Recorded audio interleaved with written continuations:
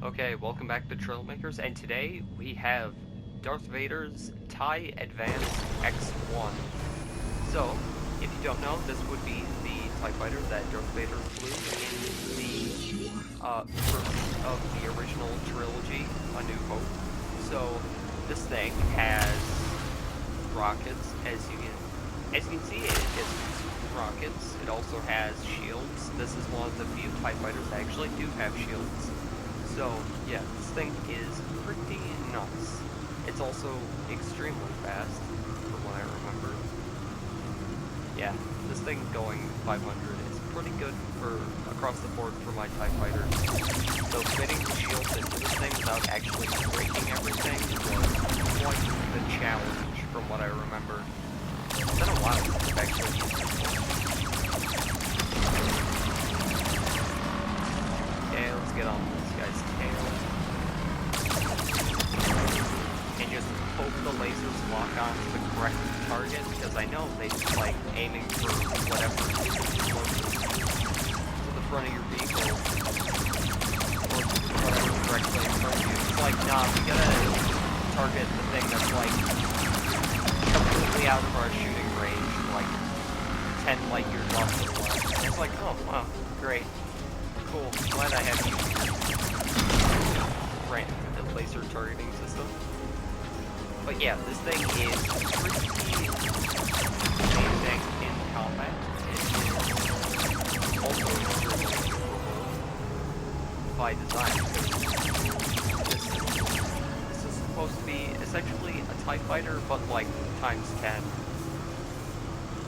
It has pretty much the... Actually, I'm pretty sure when I built this, I just took the wings off the TIE Bomber and slapped them onto this, because they're literally the same. The wings are the same. So, yeah. This thing is pretty... I actually don't remember how much this TIE fighter... Oh, it actually weighs quite a bit for a TIE fighter. Oh yeah, I'm surprised the complexity on this one is up to 600.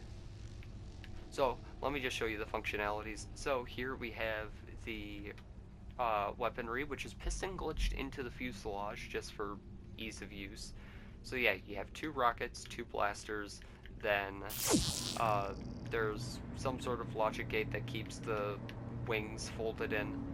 Then, of course, you have an interior to this, so you have speed sensor, gravity sensor, altitude sensor, XOR logic gate, which is just for any additional functionality that I might want to add into the thing. Also, because there isn't necessarily, like, you know, there's no other sensor I could probably put there. I could probably put a position sensor there, that new block, but I don't know. But yeah, we're gonna do one more little space battle here.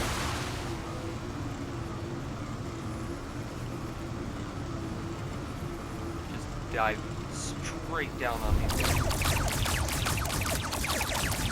I think the time is actually off for the blasters on this.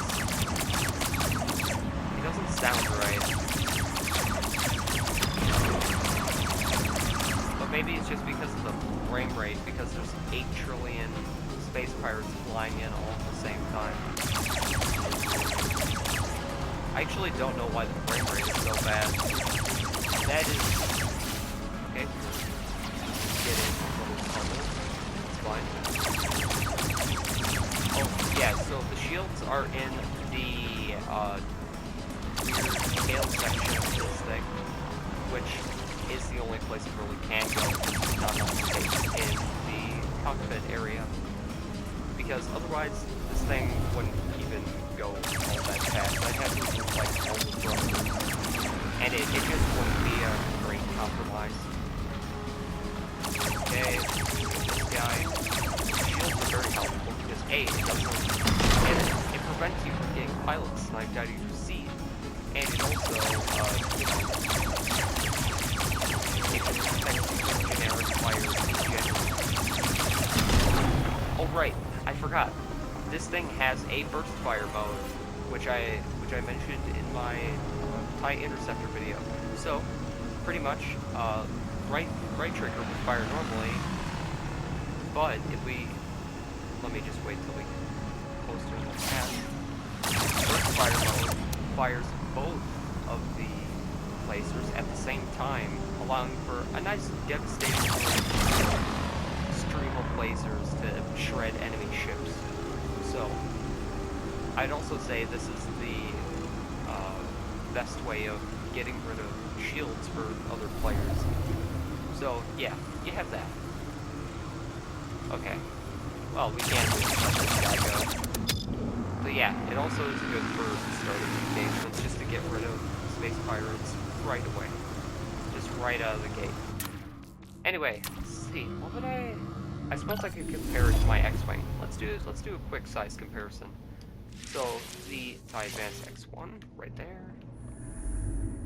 Then let's put the X-Wing somewhere like over here, I guess. There we go. I'm going to use my Rebel X-Wing rather than the Resistance one, because why would I use that one?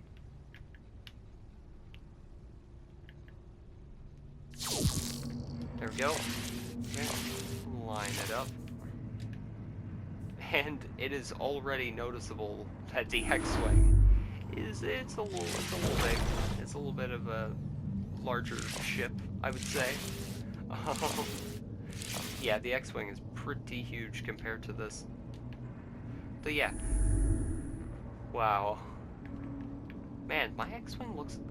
I actually haven't used my X-Wing in a while. It looks a lot better than I remember. Though, yeah, as you can see... Oh, let me show off some rocket action here. What was the button for rockets? X. I said X. I feel like X should be the shields and down should be the rockets. Anyway, but yeah, that should just about do it for this episode. I want to keep these TIE Fighter showcases a bit short, so, you know, you don't have to go through any of that. But anyway, that's it for me today, and I will see you in the next one, where I'll be showing off some of the more special models of TIE Fighter. So, yeah, see ya.